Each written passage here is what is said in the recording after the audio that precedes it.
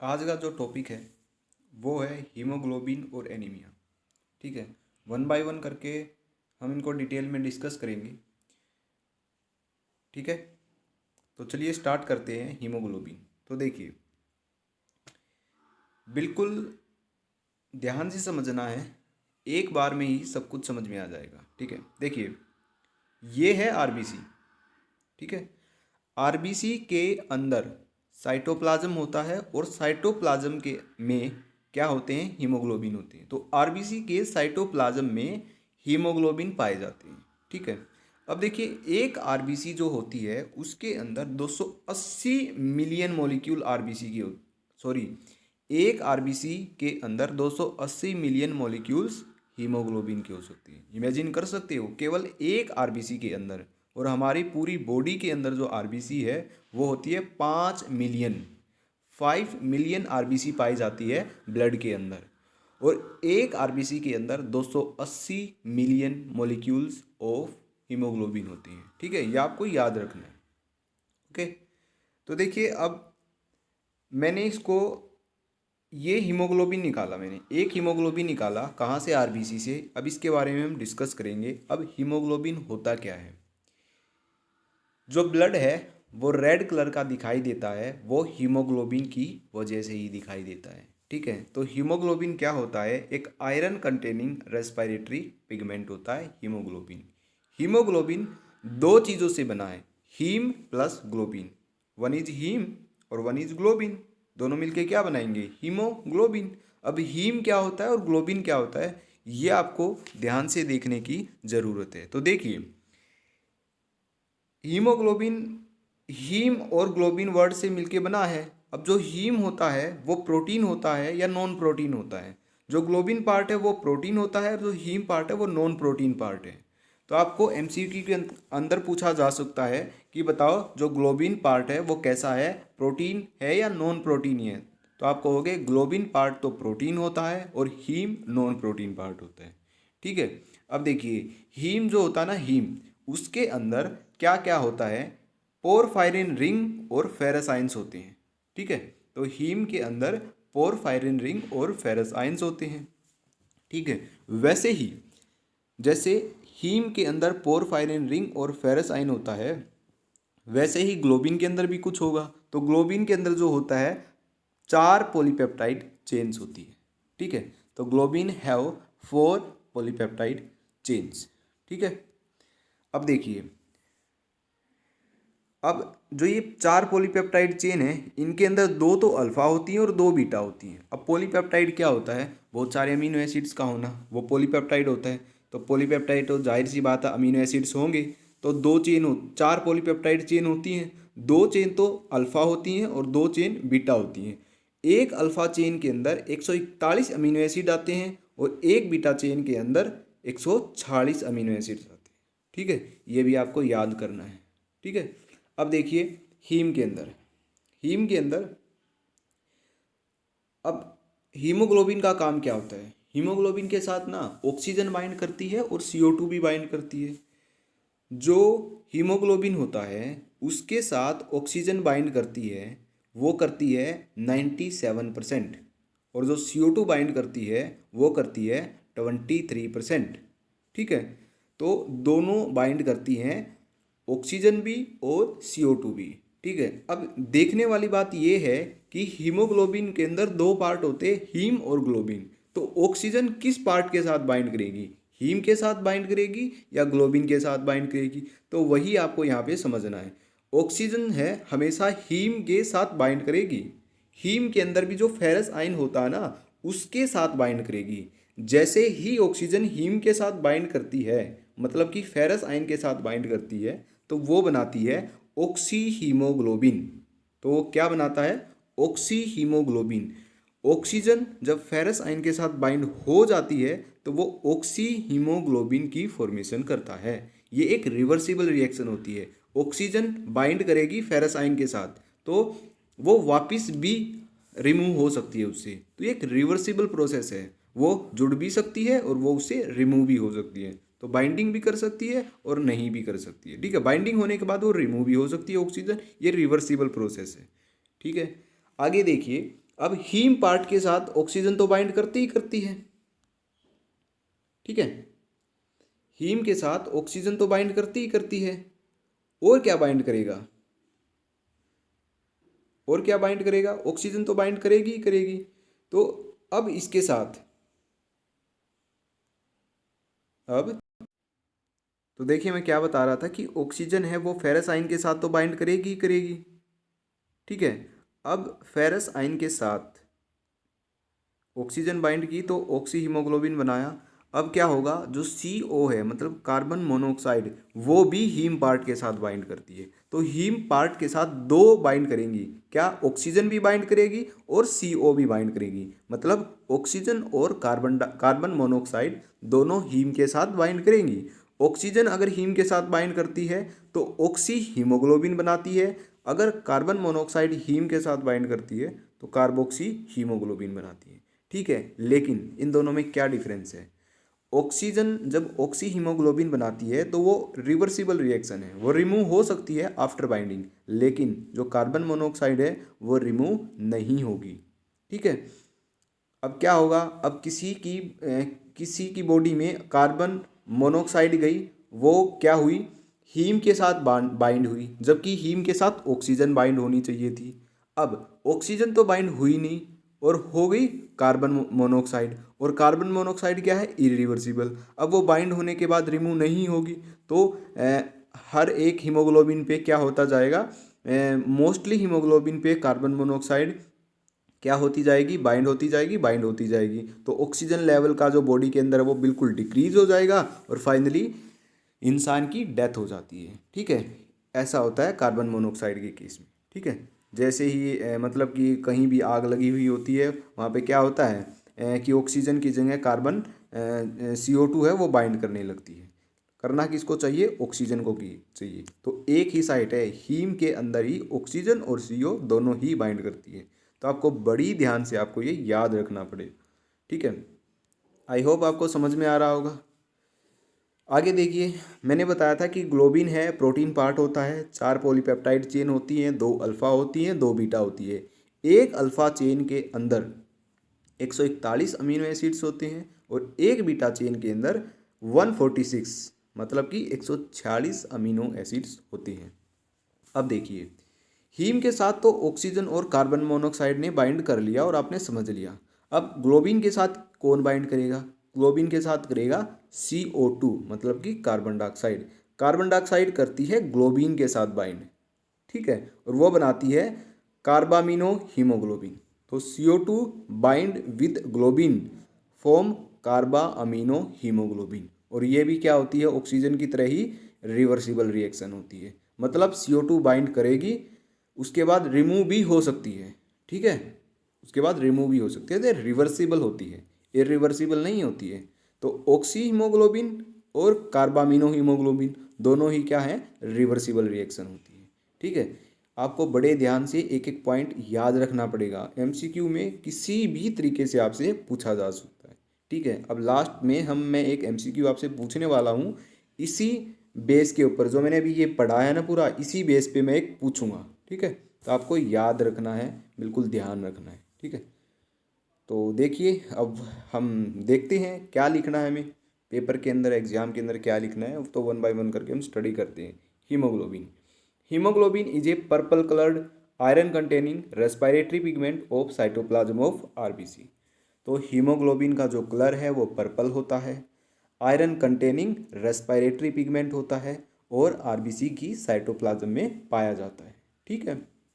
First point ये हो गया। Next point, haemoglobin is a conjugated protein and is formed of 4 haem groups and a protein called globin. तो इसमें वही बताया गया है जो मैंने बताया था कि जो हीमोग्लोबिन है वो हीम और ग्लोबिन से मिलके बना हुआ है। तो हीम ग्रुप है वो 4 होते हैं और ग्लोबिन एक ही होता है, ठीक है, ये होता है।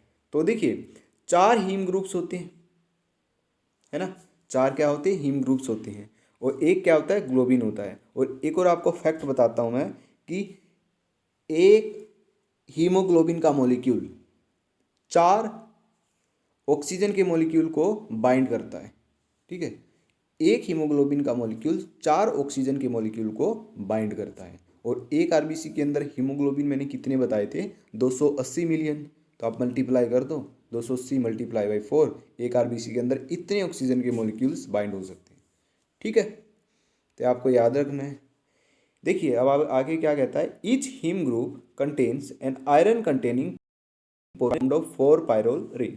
तो मैंने क्या बताया था, हीम ग्रुप के अंदर पोरफायरिन रिंग होती है और क्या होता है, फेरस आयन। ठीक है, ये भी बताया था। अब नेक्स्ट पॉइंट देखिए क्या कहता है। नेक्स्ट पॉइंट कहता है कि globin is formed of 4 polypeptide chain. Globin किससे बना हुआ है, 4 पॉलीपेप्टाइड चेन से।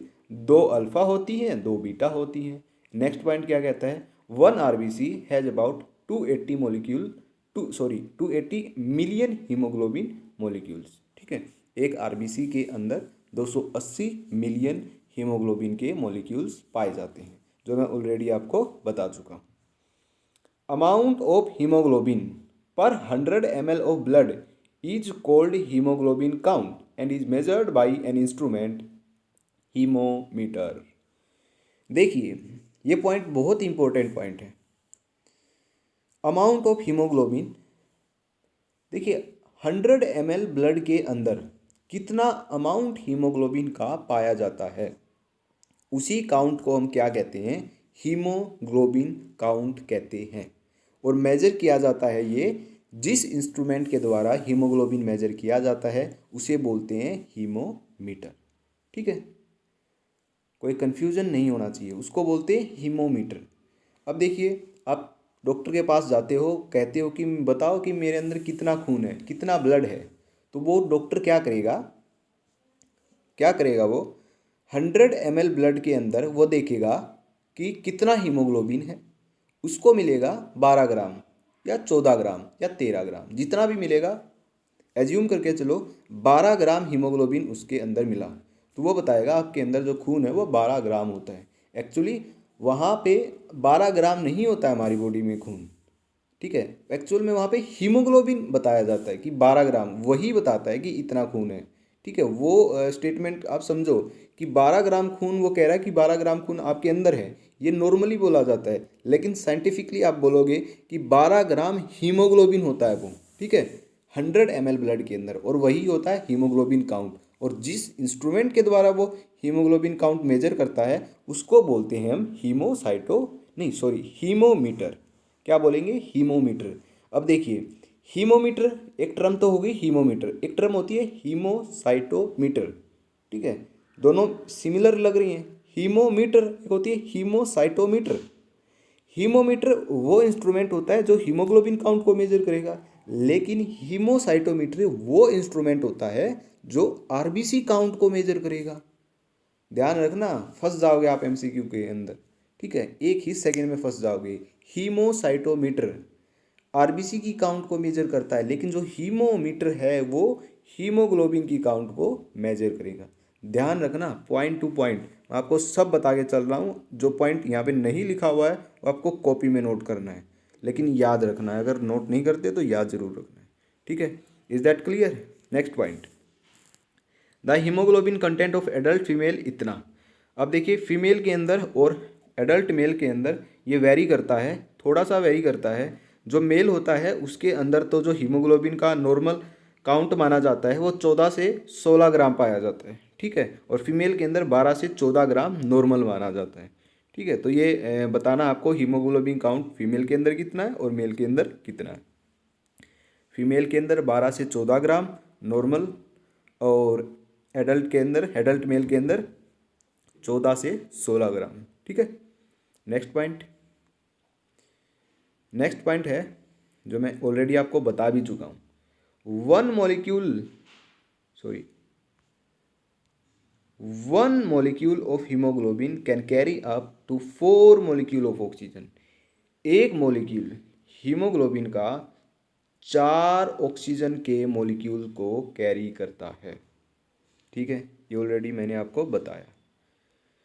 अब आगे देखिए नेक्स्ट पॉइंट क्या कहता है, ये भी मैं बता चुका हूँ, फिर भी आप देखिए कि carbon dioxide bind with globin part.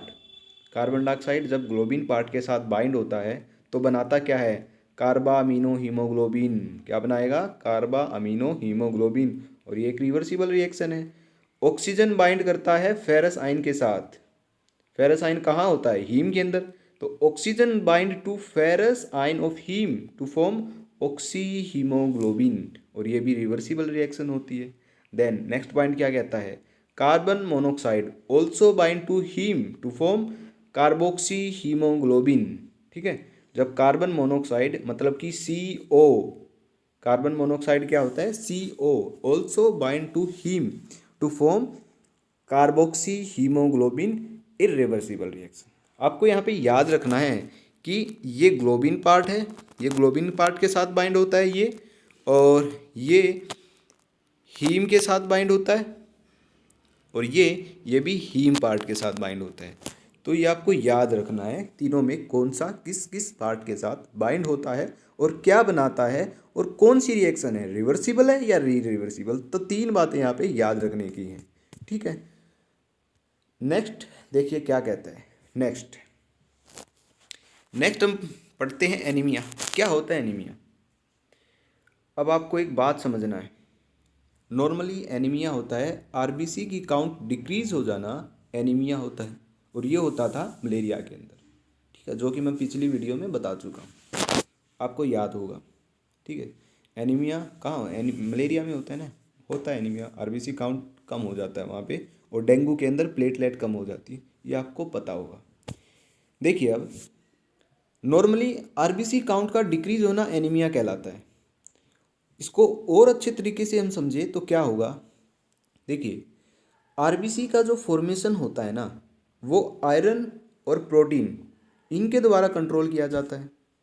जैसे ही आरबीसी फॉर्म हुई, आरबीसी मान लिया बन गई, ठीक है, अब आरबीसी को मैच्योर भी होना भाई, तो आरबीसी जो मैच्योर होगी वो फोलिक एसिड और विटामिन B12 की वजह से होगी।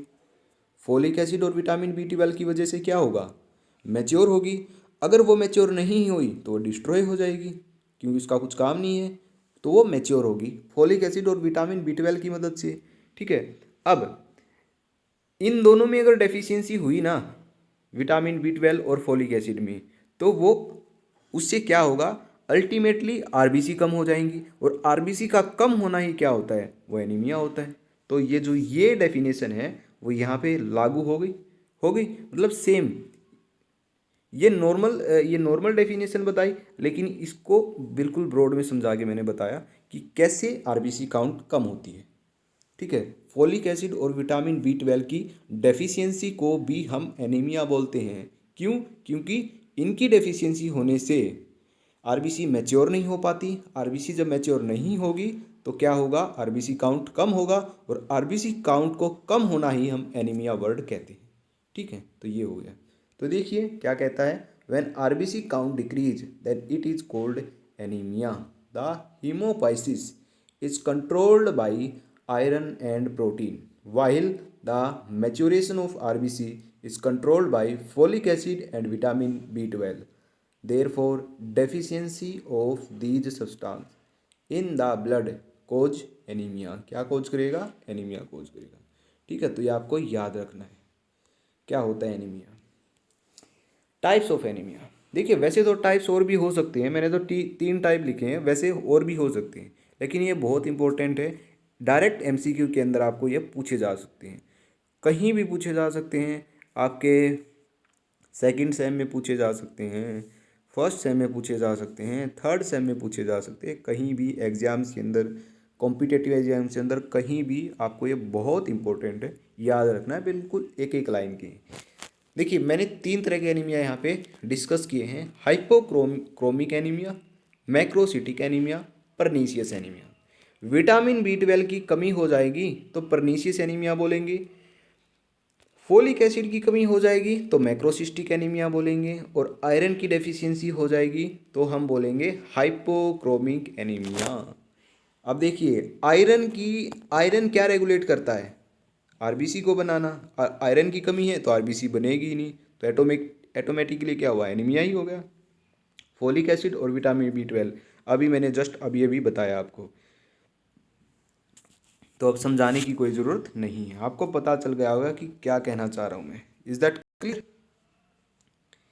आई होप आपको अच्छे से समझ में आया होगा हीमोग्लोबिन क्या है, एनीमिया क्या है, शायद आप अब नहीं भूलोगे अगर आपको पहले से नहीं पता होगा तो। देखिए अब 2 क्वेश्चन कर लेते हैं।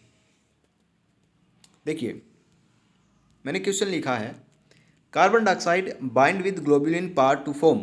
तो आप बताइए इन तीनों में से क्या कौन सा सही है?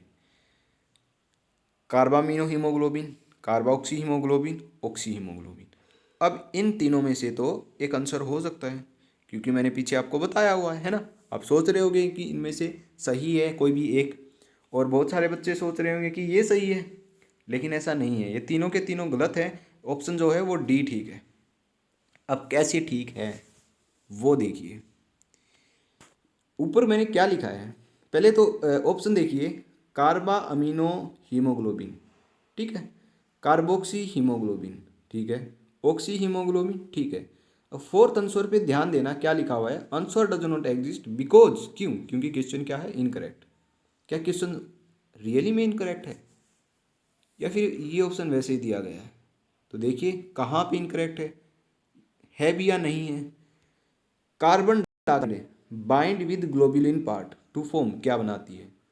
तो भैया ये तो ऑप्शन आपको सही लग रहा है, लेकिन गलती क्या है? गलती है यहाँ ग्लोब्यूलिन, यहाँ पे लिखा हुआ है ग्लोब्यूलिन। ग्लोब्यूलिन क्या होता है? ग्लोब्यूलिन एक प्लाज्मा प्रोटीन होता है। क्या होता है? Plasma protein.